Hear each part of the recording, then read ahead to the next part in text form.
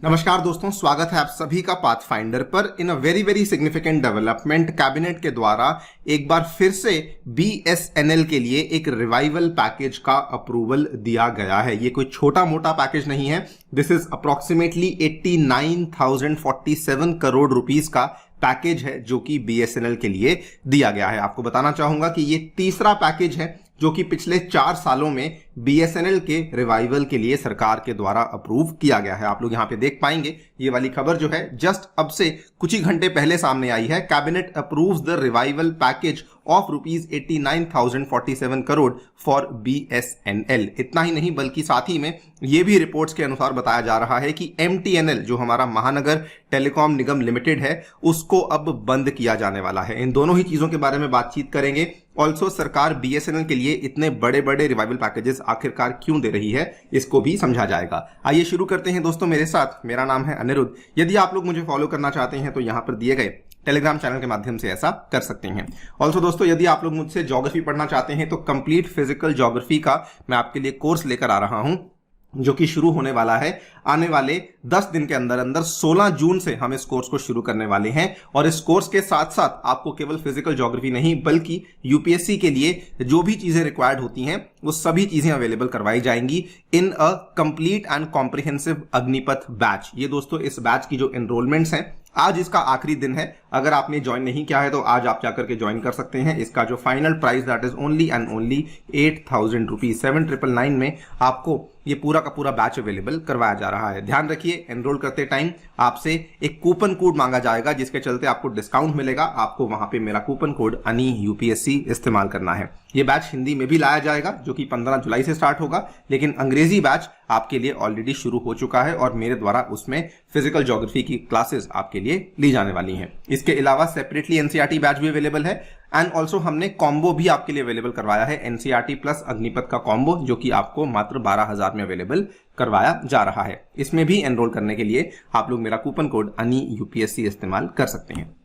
All right, तो जैसा कि हमने देखा कैबिनेट के द्वारा रिवाइवल पैकेज को अप्रूव किया गया है of rupees 89,047 crore for BSNL. Directly इसी के बारे में बातचीत कर लेते हैं। तो ये union cabinet which is right now chaired by prime minister Narendra Modi, इनके द्वारा तीसरा रिवाइवल पैकेज है जो कि बीएसएनएल के लिए अप्रूव किया गया है। इस रिवाइवल पैकेज के बाद जो बीएसएनएल का ऑथोराइज्ड कैपिटल है it will now be increased from rupees 1.5 lakh crore to approximately rupees 2.1 lakh crore. इसमें दोस्तों जो ये वाला पैकेज है इसमें बल्कि इन्होंने ये भी कहा है इसमें 4G 5G स्पेक्ट्रम भी बीएसएनएल को दिया जाएगा through the equity infusion. Now इस पूरे के पूरे पैकेज का जो ब्रेकडाउन है वो भी यहां पे दिया गया है कि 700 मेगाहर्ट्ज वाला जो आपका स्पेक्ट्रम एलोकेट होने वाला है इस बैंड में उसका खर्चा इतना है। 3300 मेगाहर्ट्ज में जो एलोकेट होने वाला स्पेक्ट्रम है उसका खर्चा इतना है and so on and so fourth. ये आपका पूरा का पूरा खर्चा यहां पे दिया गया है। नाउ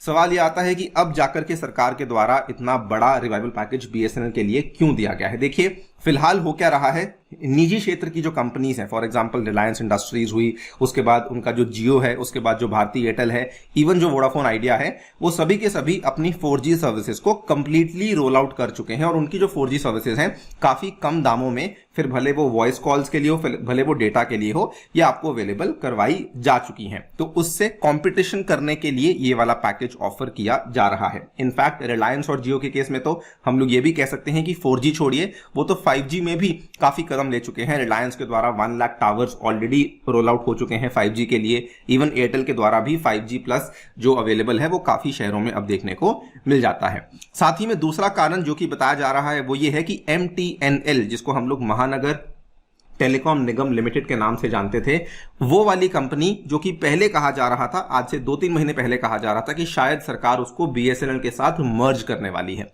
लेकिन कल ही की एक और रिपोर्ट सामने आई है जो कि बताया जा रहा है कि अब फैसला एमटीएनएल को मर्ज करने का नहीं बल्कि एमटीएनएल को शट डाउन करने का लिया जा रहा है। इनफैक्ट उसको स्टॉक मार्केट से डीलिस्ट करने का जो प्रोसेस है वो भी शुरू हो चुका है। आप लोग यहां पे देख पाएंगे there are plans to transfer the staff and operations of MTNL to BSNL, और इसीलिए एमटीएनएल को मर्ज नहीं किया जाएगा, उसके स्टाफ को बीएसएनएल में लाया जाएगा और इसके चलते भी जो एक्स्ट्रा खर्चा होगा वो भी यहां पे रिक्वायर्ड होगा, क्योंकि एमटीएनएल की बैलेंस शीट बहुत ही ज्यादा बिगड़ती जा रही थी। 22-23 का जो डेटा सामने आया है, as per that MTNL has recorded a loss of almost ₹2910 crore. पिछले वित्तीय वर्ष में जो लॉस था वो 2600 करोड़ था। उसके बाद इनके जो एक्सपेंसेस थे जो कि पिछले वित्तीय वर्ष में 4300 करोड़ थे वो भी बढ़ते हुए 4384 करोड़ हुए हैं। और इनका जो आउटस्टैंडिंग डेट है जो कि FY22 में 19,661 करोड़ था वो भी बढ़ते हुए 23,500 करोड़ तक पहुंच चुका है। यानी कि कोई भी आप पैरामीटर उठा के देख लीजिए तो इनका ओवरऑल जो बैलेंस शीट है वो खराब ही हुआ है।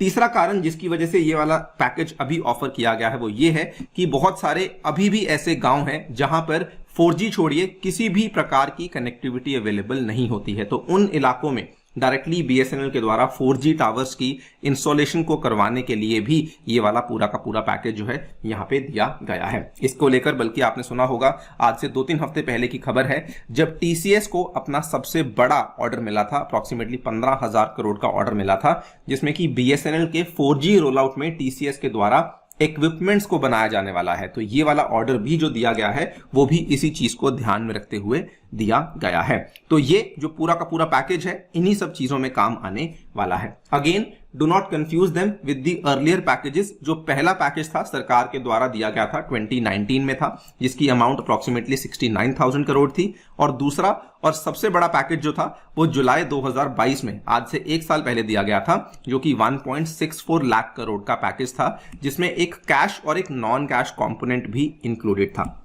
इसमें आप देख पाएंगे कि BSNL सर्विसेज को अपग्रेड करने के लिए इन्होंने खर्चा किया था अप्रॉक्सीमेटली 44,993 करोड़ का।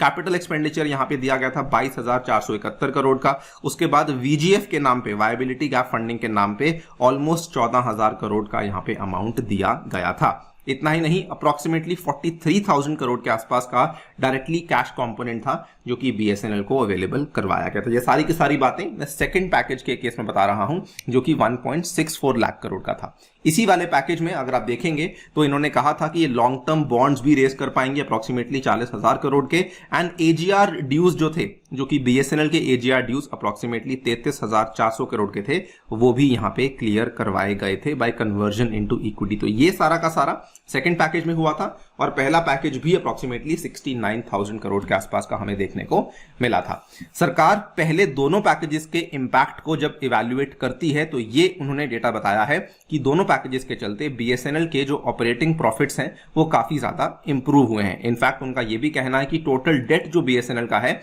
वो भी 33,000 करोड़ के बड़े आंकड़े से कम होते हुए अप्रॉक्सीमेटली 22,279 करोड़ के आसपास पहुंच चुका है। तो ये भी उन्होंने देखा कि इसमें भी काफी कटौती देखने को मिली है, यानी कि रिवाइवल पैकेजेस का इंपैक्ट हमें देखने को मिल रहा है। और इसीलिए ये वाले जो गवर्नमेंट है वो BSNL के ऊपर बार बार इतना खर्चा करती जा रही है। इसके अलावा कुछ कुछ कारण और भी हैं। इसमें पहला कारण यह आता है कि BSNL को अगर ये लोग बचा के रखते हैं तो उस केस में जो सरकार का रूरल ब्रॉडबैंड एजेंडा है उसको भी काफी अच्छा पुश मिल जाता है। अभी भी अगर आप देखेंगे 36% of BSNL's optical fibre customers जो हैं वो आपको ग्रामीण इलाकों में देखने को मिलते हैं।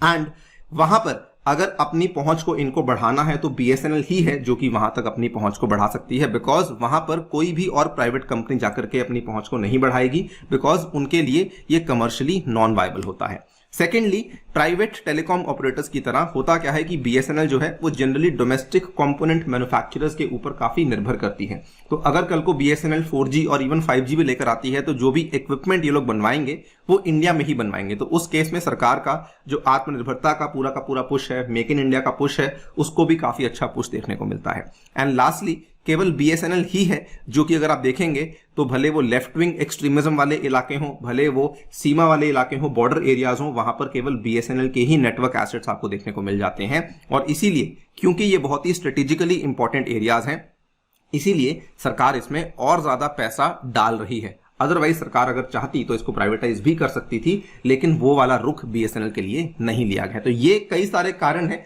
जिसकी वजह से आज भी even though BSNL एक लॉस मेकिंग कंपनी है, but the government has decided to infuse so much money. पहले approximately 69,000 करोड़, then 1.64 लाख करोड़ और अब फिर से approximately 90,000 करोड़ का पैकेज है जो कि BSNL के लिए दिया गया है। दोस्तों, आपकी इस पूरे के पूरे चीज को लेकर क्या राय है डेफिनेटली बताइए मुझे कमेंट सेक्शन में। जाने से पहले बताना चाहूंगा हमारी डेडिकेटेड टेस्ट सीरीज भी अवेलेबल करवाई जा रही है दोस्तों, प्रीलिम्स और मेंस के लिए 3,000 में एंड 2,500 में आपके लिए अवेलेबल करवाई जा रही है। एनरोल करने के लिए आप लोग मेरा कोड अन्य यूपीएससी इस्तेमाल कर सकते हैं। Thank you so much for listening, stay tuned and stay safe.